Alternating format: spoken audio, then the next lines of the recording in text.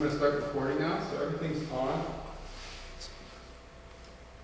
Just do a clap real quick.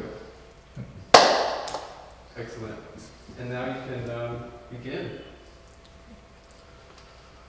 When I was 10 years old, my parents and I made a summer vacation trip to the Badlands in South Dakota.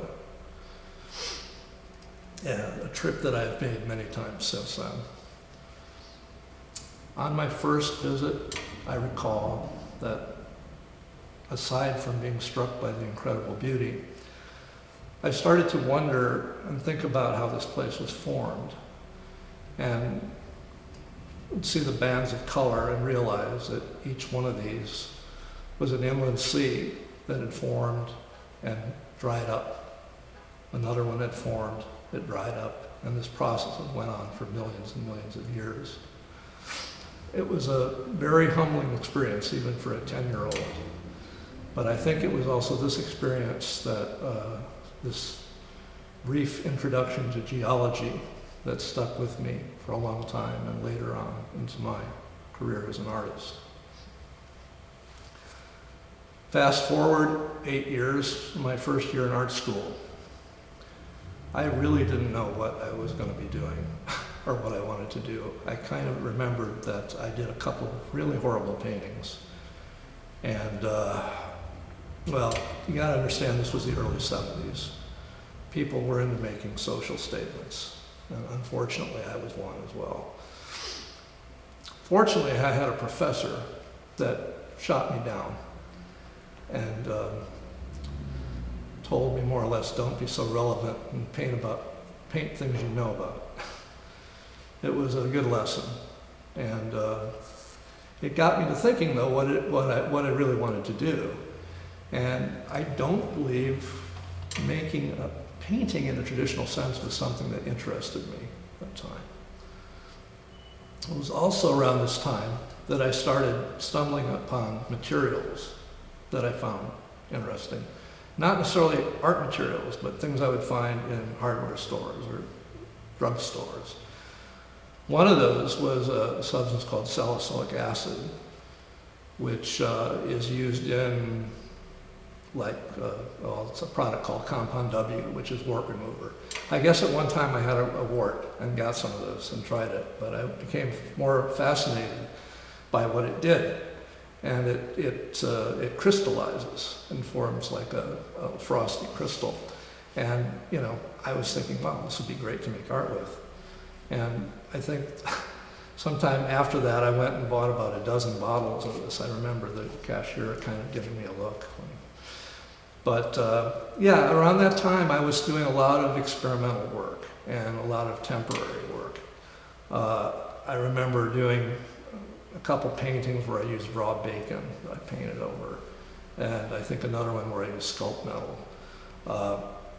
My senior year, I did a series of Vaseline paintings, and these I did by, they were done on canvas. I found they had this really fantastic steel grid, and I laid it across and sort of rubbed the Vaseline through it, pulled it off, and so I had this canvas with these just glistening dots of Vaseline, and then they would dissipate over time as the temperature, as it got warmer, and it would sort of melt down the canvas. And so these were not, again, these were temporary pieces, although I think I did use one of these in my senior show, much to the chagrin of my professors.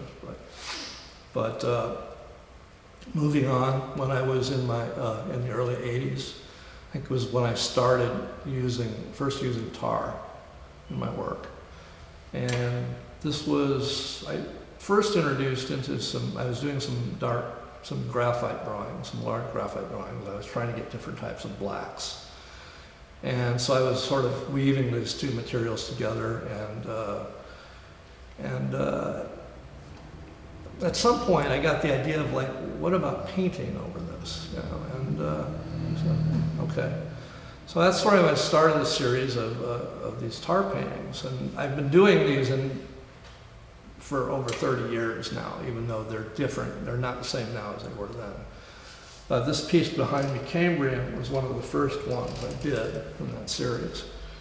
And Basically, the entire underpainting is just a layer of tar, with the exception of a few places where I'm sort of introducing these sort of pseudo-fossils, whatever. But basically, it's just tar, and then it's painted over with titanium white.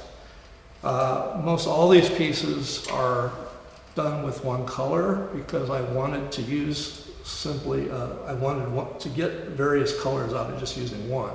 I wanted the color shifts to be the result of the difference in the medium, the material, temperature, other factors that would create these effects. The cracking was not something that I anticipated. That was just kind of happened out of the process.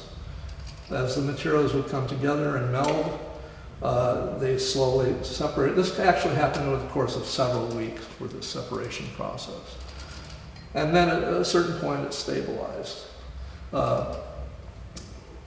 In the more recent years, I think they changed the way they manufacture the material because this effect doesn't happen anymore. But I still use it because I still like how it plays with the paint and how it affects the colors.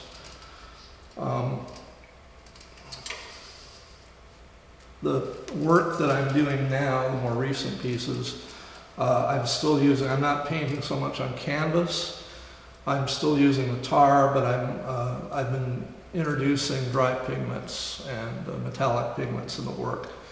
By mixing these in with the paint, it gives the paint a little more of a plasticity, so that when it's not completely dry, it's still a little wet, I physically can press it into the undersurface. Most of these are done more on wood or birch panels.